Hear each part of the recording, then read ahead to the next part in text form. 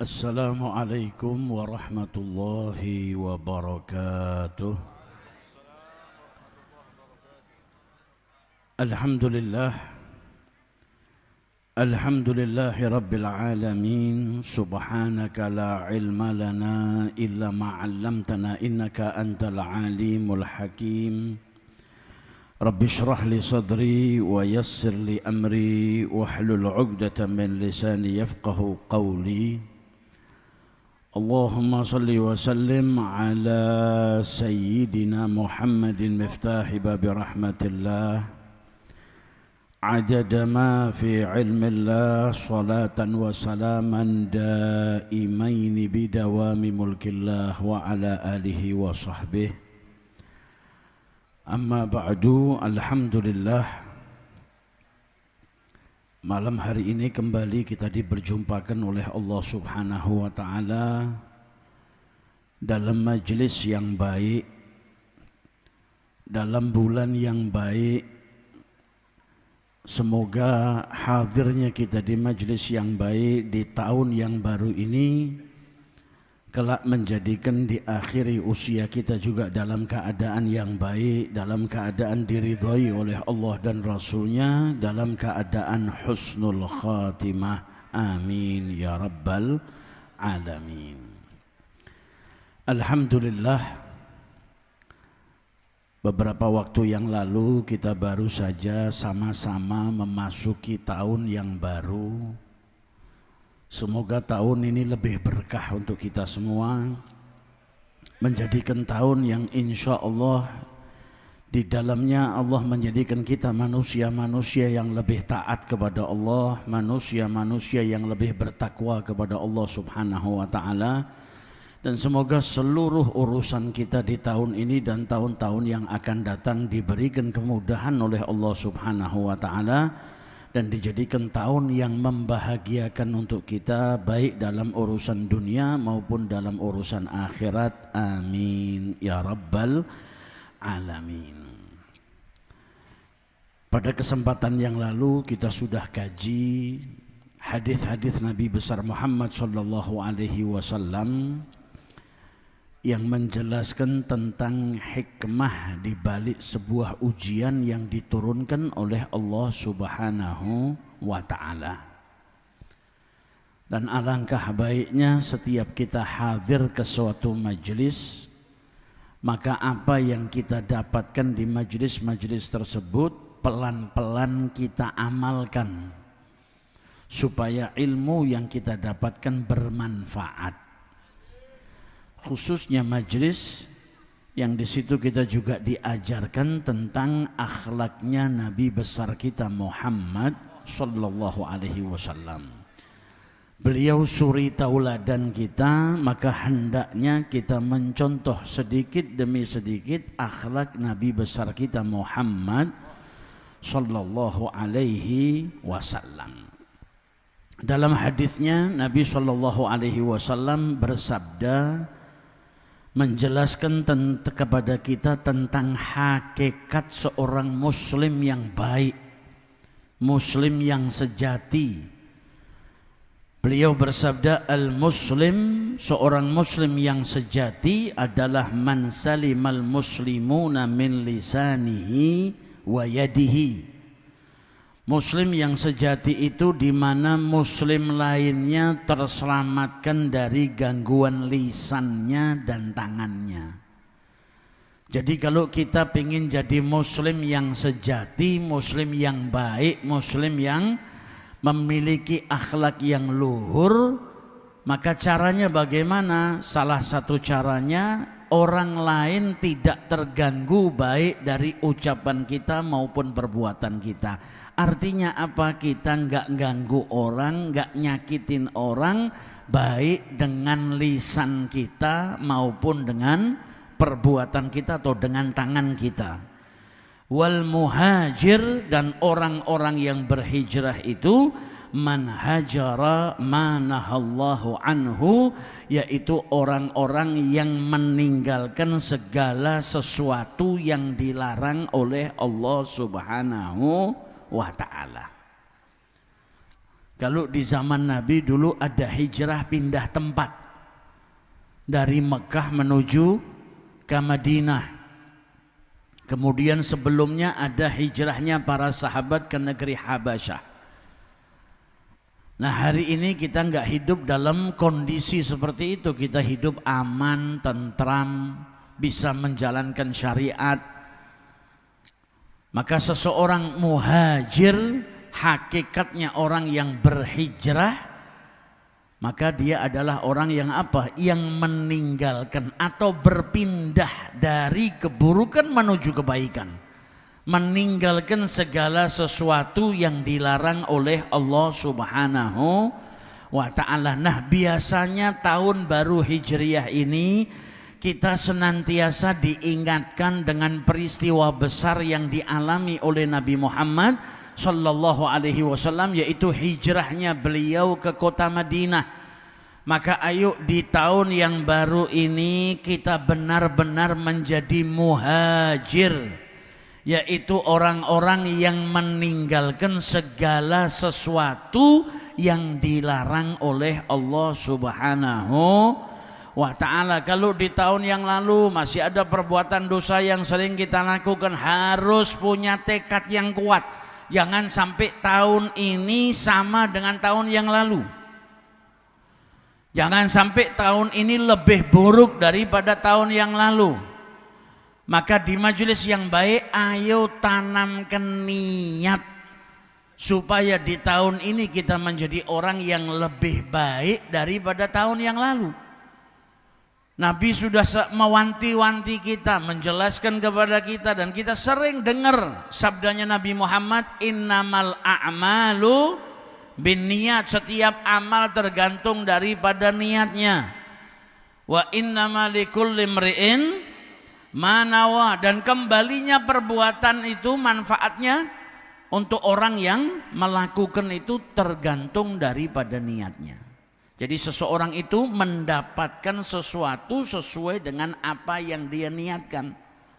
Apa yang dia lakukan kembali manfaat kepada dirinya sesuai dengan apa yang dia tuju, yang dia niatkan. Hadis ini memberikan pelajaran kepada kita.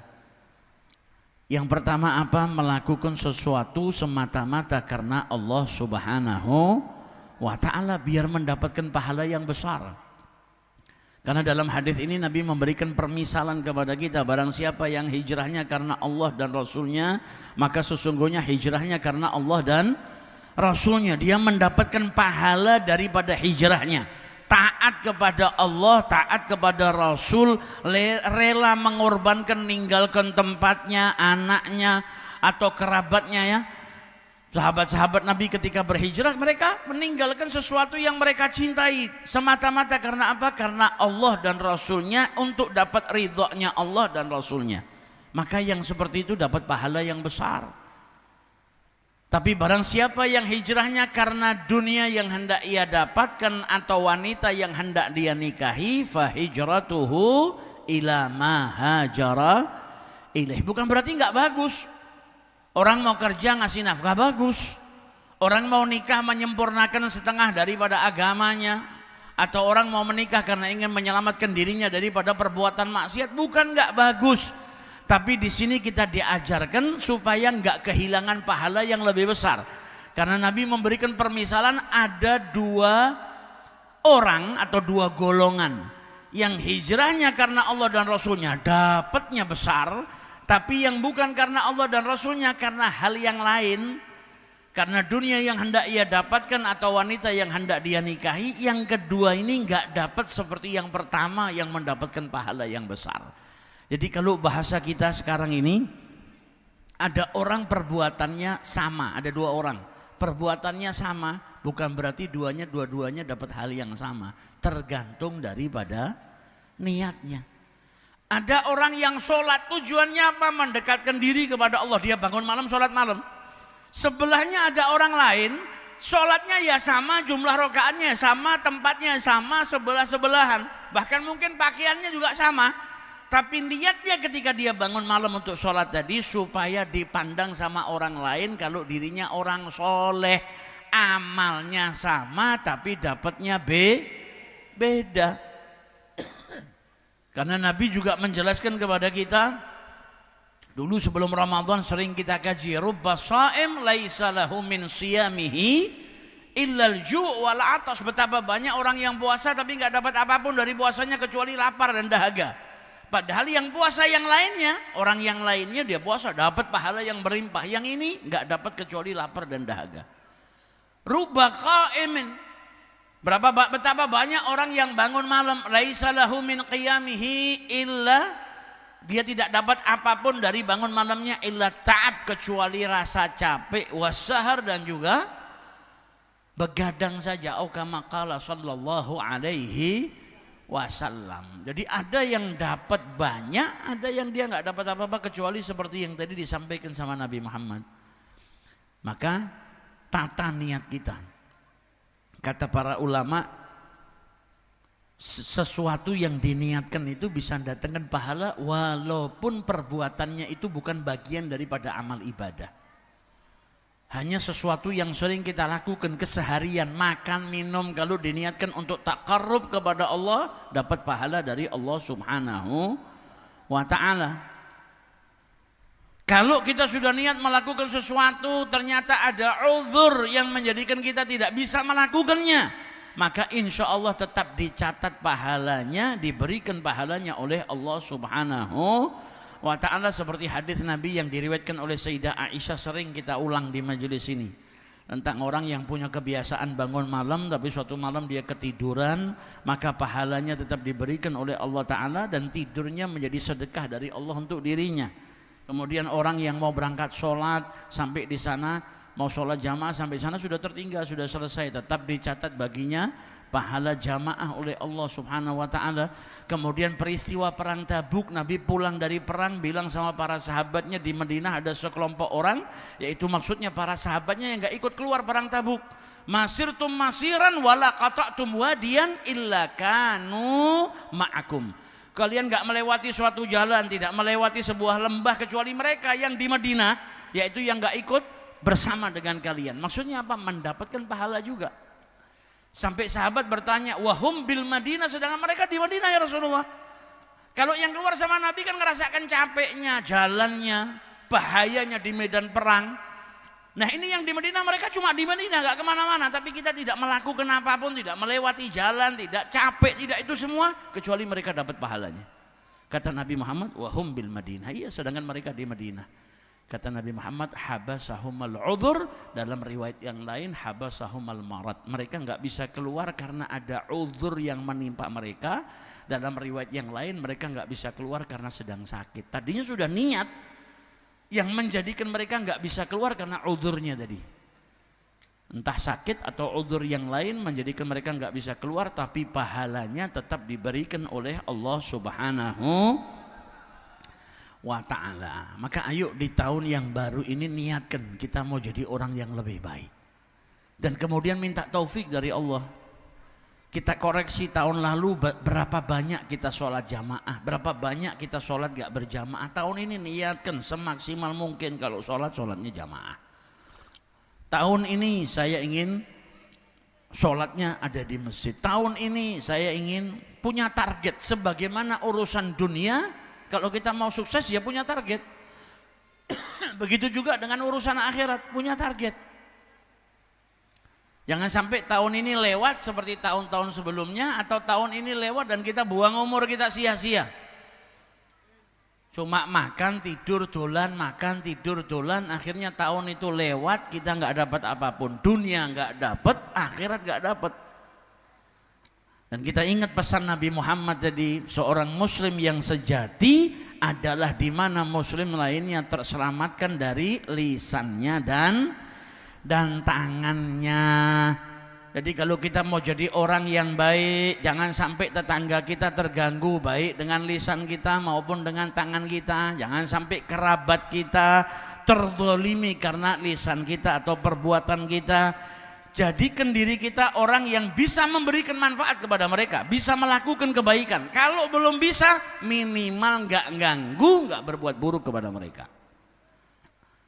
Dan jadikan diri kita sebaik-baik muhajir, sebaik-baik orang yang berhijrah dengan apa? Meninggalkan hal-hal yang dilarang oleh Allah Subhanahu wa ta'ala. Dalam hadis ini Nabi menuntun kita ila tahalli bil adabi wal akhlaqil islamiyah. Hadis ini Nabi menuntun kita, memberikan irsyad kepada kita agar kita menghias diri kita dengan adab dan akhlak islami. Yang itu kalau kita lakukan nambah keharmonisan hubungan kita antar sesama, saling mencintai satu dengan yang lainnya. Jadi seorang muslim, annal muslim al-kamil al-jami' li khisalil Islam huwa man lam yu'dhi musliman biqaulin wala fi'lin.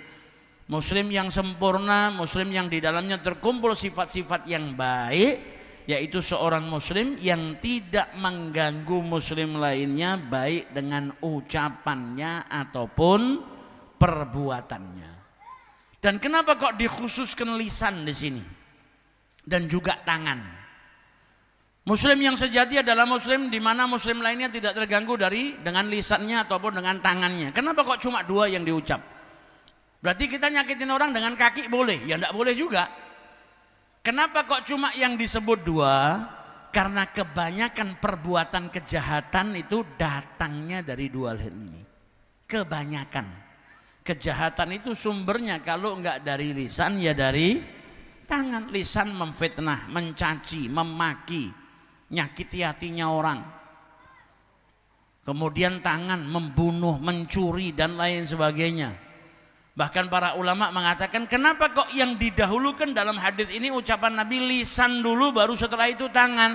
Karena lisan biasanya yang lebih banyak melakukan kejahatan dan lebih mudah.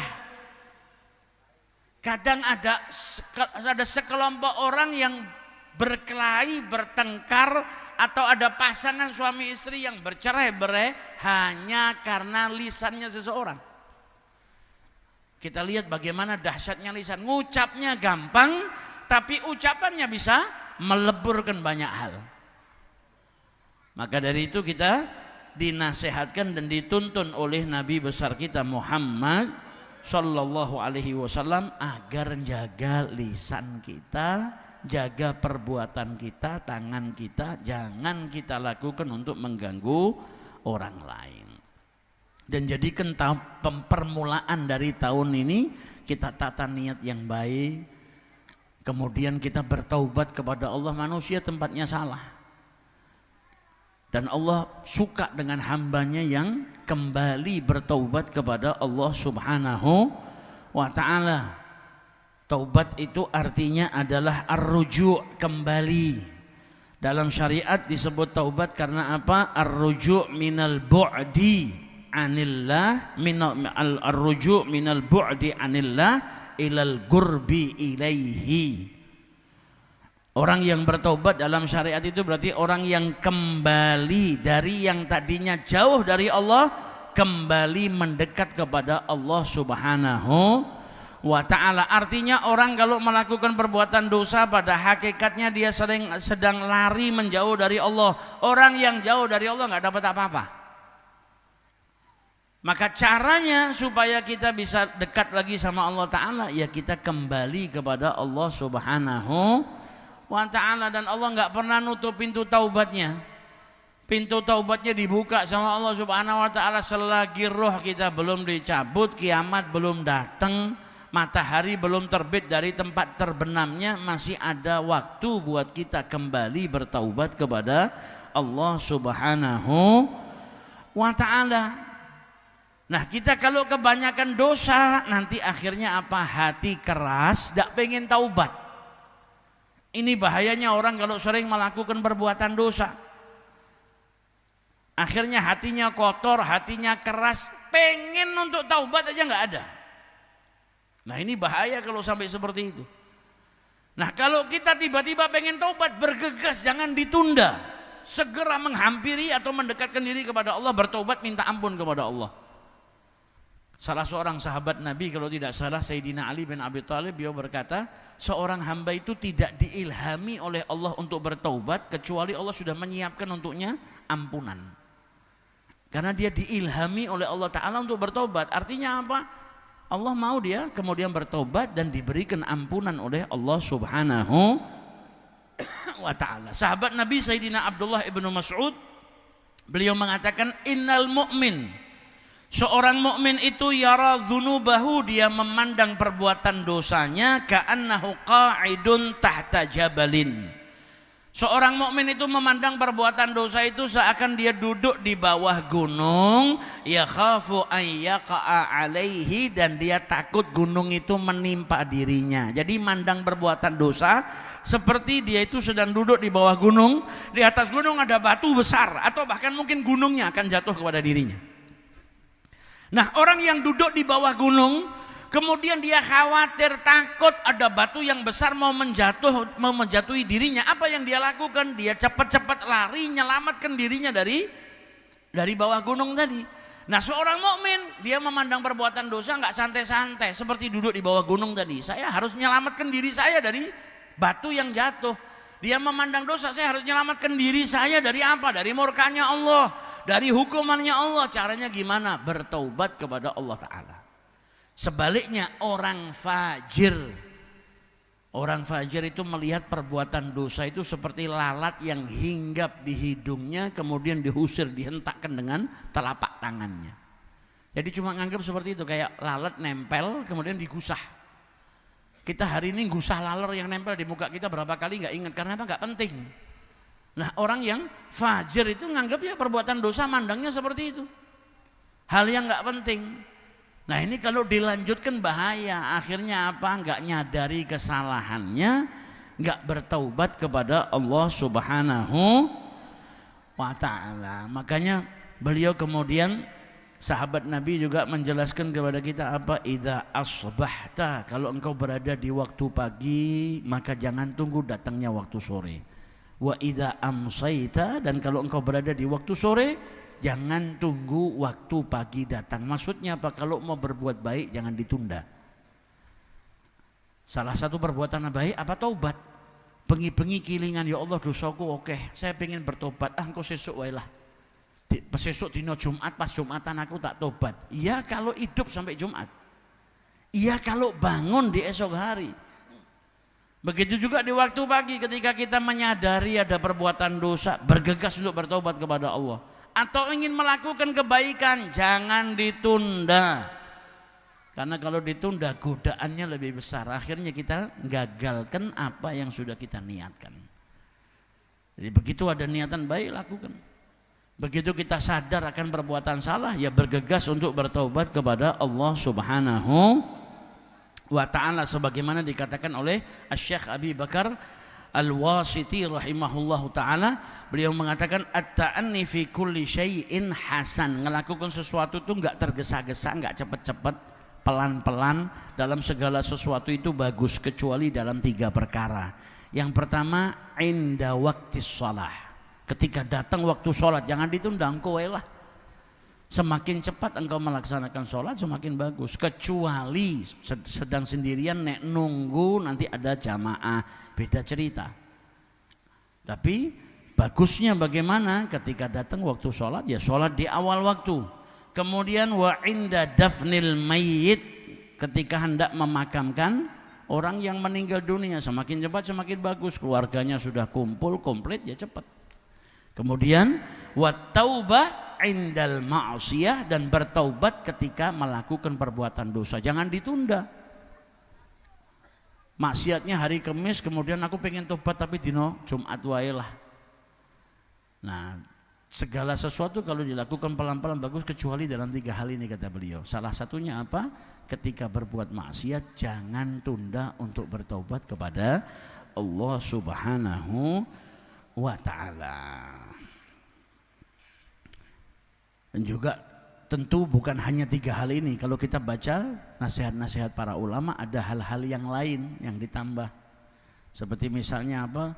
Bayar utang. Kalau sudah ada ya bergegas untuk dibayar. Nek nunggu sugih kan malah ruwet tuh. Wong liya ora iso mangan, yang ini punya uang tapi nunggu sugih sik baru bayar. Akhirnya enggak kebayar-bayar.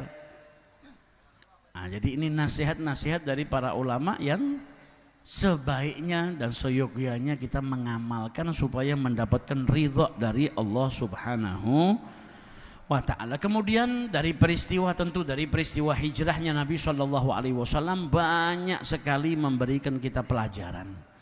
Ada pelajaran banyak dari peristiwa hijrahnya Nabi besar kita Muhammad sallallahu alaihi wasallam. Hijrah ini penuh dengan pengorbanan. 13 tahun lamanya Nabi di kota Mekah, disakiti, disiksa, dicaci, dimaki, difitnah. Tapi Nabi nggak pernah kehilangan kesabarannya. Sabar Nabi dengan para sahabatnya. Sampai kemudian turun izin dan perintah hijrah dari Allah Subhanahu wa ta'ala. Sebelumnya sahabat pernah hijrah ke negeri Habasyah 2 kali, bahkan di tahun kelima kenabian Nabi ngelihat para sahabat disakiti, diperintahkan hijrah ke Habasyah. Di tahun ke-7 kenabian hijrah lagi ke Habasyah. Setelah 13 tahun Nabi bersama dengan para sahabat berhijrah. Yang tersisa di kota Mekah orang-orang yang lemah, yang gak mampu untuk melakukan hijrah. Ada yang disiksa, juga ada yang dipenjarakan.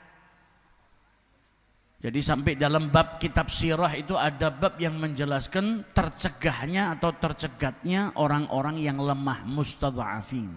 Mereka nggak bisa hijrah karena mereka ada yang ketangkep, ada yang dipenjarakan, ada yang disiksa. Karena orang kafir Quraisy ini memusuhi Nabi Muhammad dan kaum muslimin dengan permusuhan yang luar biasa, sampai melampaui batas nilai kemanusiaan. Kita lihat Nabi Muhammad diperlakukan seperti apa. Sholat gak berbuat apa-apa, sholat aja dicekek. Sholat diletakkan ari-arinya unta di pundaknya. Sahabatnya Nabi ada yang disiksa dengan penyiksaan yang luar biasa. Diperintahkan untuk keluar daripada agama yang dibawa oleh Nabi Muhammad. Kalau Islam tidak memaksakan orang masuk ke dalam ajaran Islam, la ikraha. Tapi orang-orang kafir Quraisy justru malah maksakan kaum muslimin supaya keluar dari ajaran Islam, kembali dalam ajaran mereka. Memusuhi Nabi Muhammad dan yang masuk Islam dengan permusuhan yang luar biasa. Mereka diusir dari kampung halamannya bukan karena perbuatan atau kriminalitas yang mereka lakukan, enggak. Karena mereka mengatakan apa? Tuhannya Allah. Jadi mereka dikeluarkan karena itu. Nabi Muhammad sampai mereka berencana untuk bunuh Nabi Muhammad, dan Nabi Muhammad tidak pernah berbuat buruk sama mereka. Bahkan dikenal sebagai orang yang terpercaya. Mereka kalau punya barang nitipnya sama Nabi Muhammad. Mereka tahu bagaimana akhlaknya Nabi Muhammad. Tapi musuhi Nabi luar biasa. Sampai Nabi itu hijrah ke Madinah, yang nerima Nabi di Madinah pun ikut dimusuhin. Lihat bagaimana sengitnya mereka. Kalau kita itu nggak suka sama satu orang, terus orang itu ninggalkan kita, pindah ke tempat yang jauh, biasanya kan kita senang. Logikanya kita kalau nggak suka sama orang, terus kemudian orangnya pindah, ya kita senang. Orang kafir Quraisy enggak. Nabi Muhammad udah keluar dari Makkah, hijrah ke Madinah. Apa mereka bahagia? Enggak, tetap musuhin Nabi.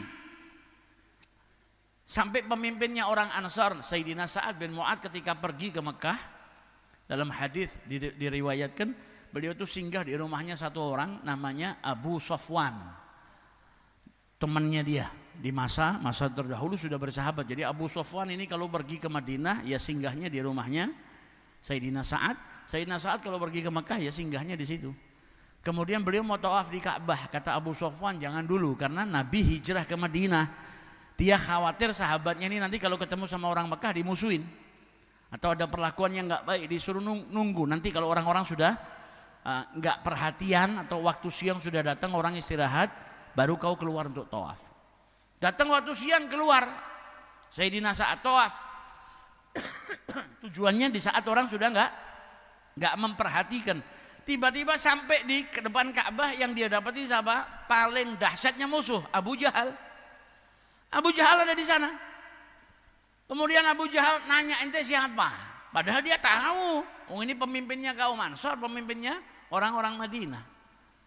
Maka kemudian Abu Jahal berkata apa?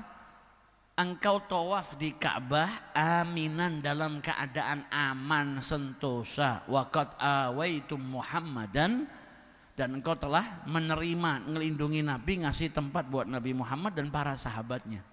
Bahasanya kok enak, kau selamat muter gini.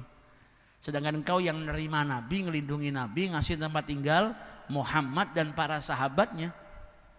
Kemudian Abu Jahal ngancem, kalau bukan engkau bersama dengan Abu Sofwan, ma raja'ta ila ahlika salima, maka engkau tidak akan bisa pulang ke keluargamu dalam keadaan selamat.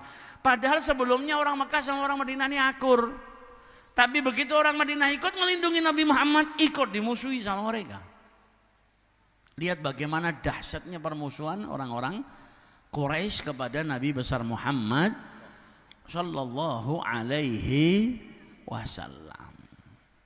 Makanya Nabi jelaskan sama kita apa? Ketika ditanya sama sahabat Nabi Muhammad, ayyun nas asyaddu bala'an ya Rasulullah, siapa manusia yang paling berat ujiannya? Kata Nabi, al-anbiya, para nabi. Tsummal amsal fal amsal, kemudian yang semisalnya itu orang-orang soleh yang ngikuti para nabi-nabinya Allah Ta'ala. Nabi Ibrahim diuji, Namrud dan lain sebagainya. Nabi Musa diuji dengan Fir'aun, Nabi Isa diuji, semua para nabi diuji. Begitu juga dengan Nabi besar Muhammad sallallahu alaihi wasallam. Nah, kita bisa duduk-duduk nih di majelis ini, ingat Allah Ta'ala, sholawatan sama Nabi Muhammad itu berkat perjuangan Nabi besar kita Muhammad sallallahu alaihi wasallam. Maka ayo sebagai bentuk terima kasih kita kepada Nabi Muhammad yang bimbing kita, yang mengenalkan kita kepada Allah, kita bahagiakan beliau dengan apa? Dengan mengikuti ajaran yang dibawa oleh beliau, mengikuti perintah Allah, jauhi larangan Allah, dan menghidupkan sunnah-sunnahnya Nabi besar kita Muhammad sallallahu alaihi wasallam sebagai bentuk bakti kita kepada Nabi. Anak itu kalau bakti sama orang tua kan selalu berusaha bungah ke wong tua.